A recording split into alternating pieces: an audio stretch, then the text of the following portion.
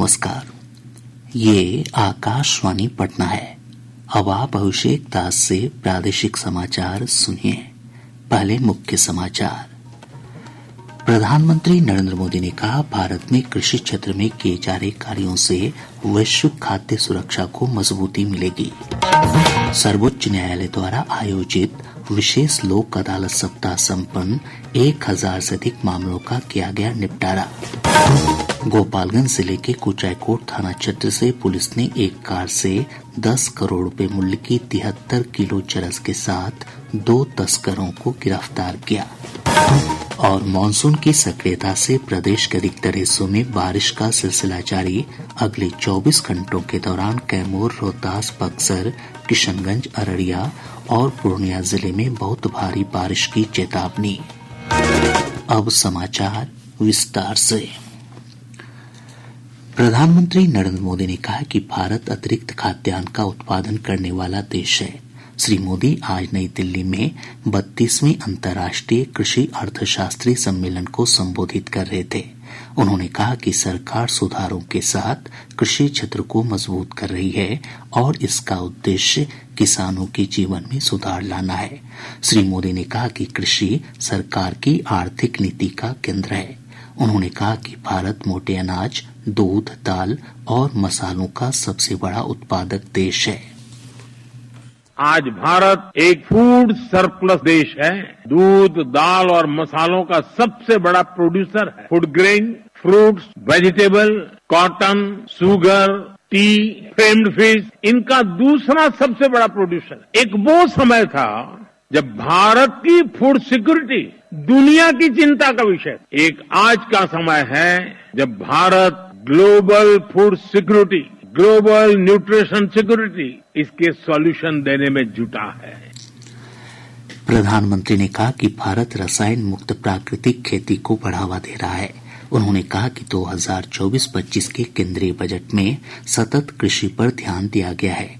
श्री मोदी ने कहा कि पिछले 10 वर्षों में 9 लाख हेक्टेयर भूमि सूक्ष्म सिंचाई के अंतर्गत लाई गई है। खेती के लिए ड्रोन को बढ़ावा दिया जा रहा है।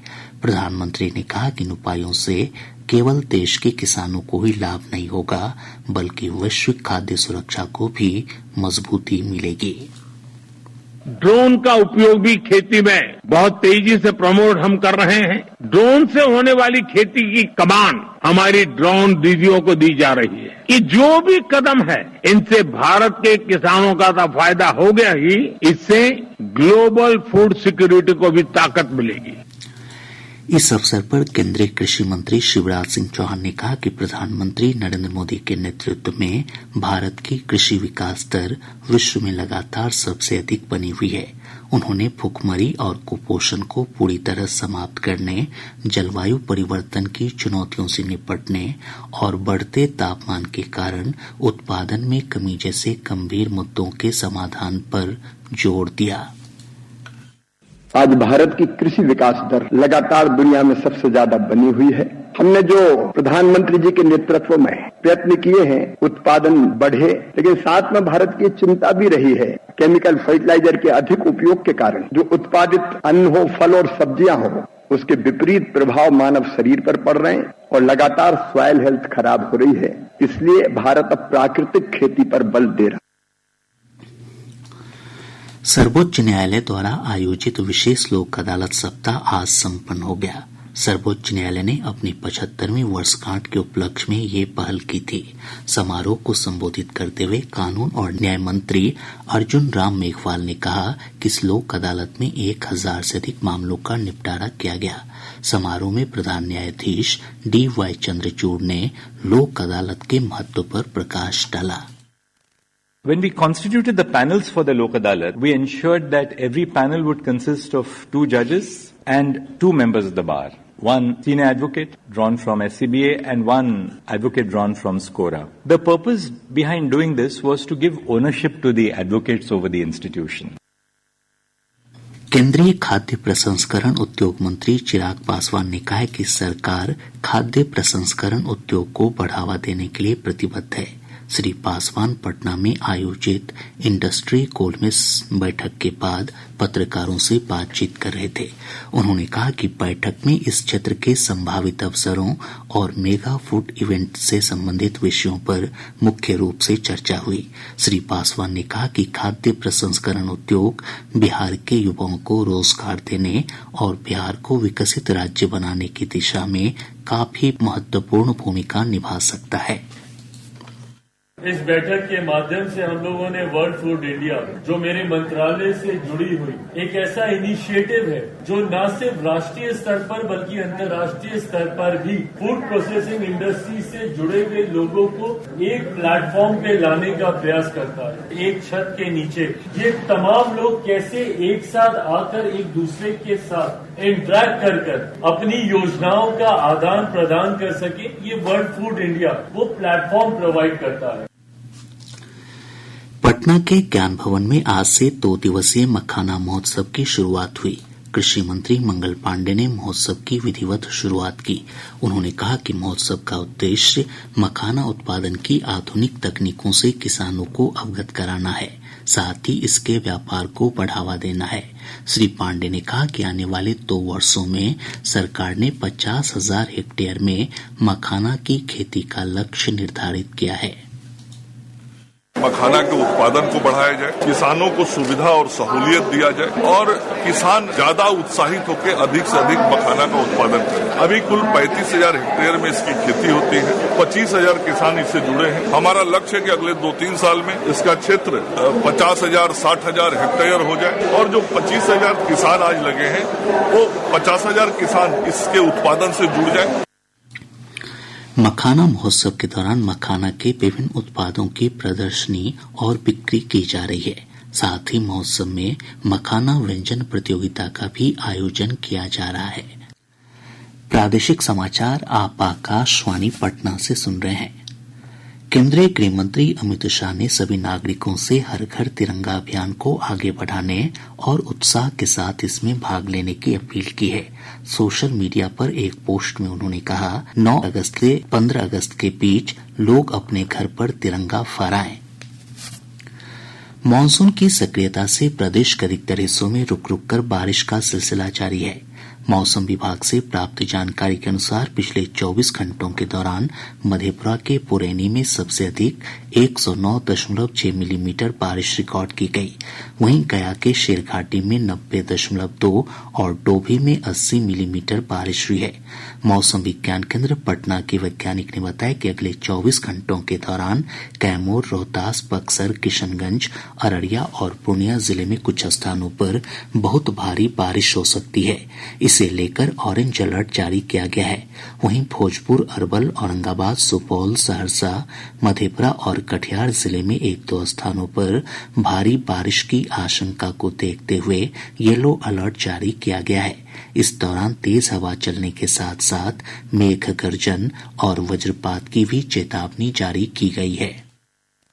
बिहार के तमाम क्षेत्रों पर वर्षा के साथ तेज हवा होने का पूर्वानुमान है। बिहार के दक्षिण क्षेत्र में मध्यम स्तर की वर्षा के साथ दक्षिण पश्चिम भाग के 1-2 जगहों पर भारी वर्षा एवं उत्तर बिहार के क्षेत्रों पर हल्की सी मध्यम एवं उत्तरी पूर्वी के 1-2 भाग पर भारी वर्षा का पूर्वानुमान है। पंचायती राज विभाग के मंत्री केदार प्रसाद गुप्ता ने आज पटना के फुलवारीशरीफ प्रखंड के कोनपुरा पंचायत में वन महोत्सव की शुरुआत की। श्री गुप्ता ने बताया कि महोत्सव के दौरान राज्य की सभी पंचायतों में 5.5 लाख पौधे लगाए जाने का लक्ष्य है। उन्होंने बताया कि बरगद, पीपल, नीम, महुआ, आम और इमली के पौधे प्राथमिकता के आधार पर लगाए जाएंगे। देखिए, आज पंचायत वन महोत्सव का पूरे बिहार में इस पटना जिला के फुलवारीशरीफ प्रखंड से हम लोग शुरू किए हैं। आज पूरे बिहार में 1,13,000 वार्ड में सभी जगह 5-5 पेड़, फलदार पेड़ लगाया जा रहा है। लोगों को बताया जा रहा है कि वृक्ष लगाने से पर्यावरण ठीक होगा। हमारे भारत के प्रधानमंत्री ने ऐलान किया है कि 1 पेड़ माँ के नाम, और उसी के तहत यह कार्यक्रम है। गोपालगंज जिले के कुचायकोट थाना क्षेत्र से पुलिस ने वाहन जांच के दौरान एक कार से 73 किलो चरस के साथ 2 तस्करों को गिरफ्तार किया है। पुलिस अधीक्षक स्वर्ण प्रभात ने बताया कि बरामद चरस का बाजार मूल्य 10 करोड़ रुपए है। 2 ड्रग्स तस्करों को जो नेपाल से करीब 73 केजी चरस तस्करी कर दिल्ली ले जा रहे थे, उनको वाहन चेकिंग के क्रम में कुचायकोट थाना के द्वारा गिरफ्तार किया गया है। और यह स्विफ्ट डिजायर दिल्ली नंबर की गाड़ी है, जिसमें करीब 73 केजी चरस जो है ले जाया जा रहा था और अंतर्राष्ट्रीय बाजार में इसकी कीमत करीब 8 से 10 करोड़ बताई जा रही है। और दोनों जो चरस तस्कर हैं ये मोतिहारी जिला के रहने वाले हैं और इसमें हम लोग फॉरवर्ड बैकवर्ड लिंकेज स्थापित कर रहे हैं। और पूछताछ के क्रम में बताया है कि ये जो सारा चरस है ये नेपाल से इनको सप्लाई किया गया था। गया जिले के टोपी थाना क्षेत्र में अपराधियों ने एक निजी टेलीकॉम कंपनी के कर्मचारी को गोली मारकर 14 लाख रुपए लूट लिए। पुलिस ने बताया कि 3 की संख्या में आए अपराधियों ने घटना को अंजाम दिया। इनमें से 2 अपराधियों को शेरघाटी पुलिस ने गिरफ्तार कर लिया है। इनके पास से लूट की रकम भी बरामद की गई है। इधर घायल कर्मी को बेहतर इलाज के लिए गया स्थित ANMCH में भर्ती कराया गया है। मुख्यमंत्री नीतीश कुमार ने आज इको पर्यटन के विकास के लिए नवादा जिले के ककोला जलप्रपात में पर्यटकीय सुविधाओं का लोकार्पण किया। इसके साथ ही 1.5 वर्षों से बंद जलप्रपात को आम लोगों के लिए खोल दिया गया है। बांका जिले में संपूर्णता अभियान के तहत आकांक्षी जिला और आकांक्षी प्रखंड कार्यक्रम के तय मानकों के कार्यान्वयन के लिए जिलाधिकारी ने समीक्षा बैठक की। उन्होंने कहा कि 6 में से 3 मानकों को सितंबर महीने तक पूरा करने का लक्ष्य है। सुपौल जिला बिहार लोक शिकायत निवारण अधिकार अधिनियम के क्रियान्वयन में जून महीने में राज्य भर में पहले स्थान पर रहा।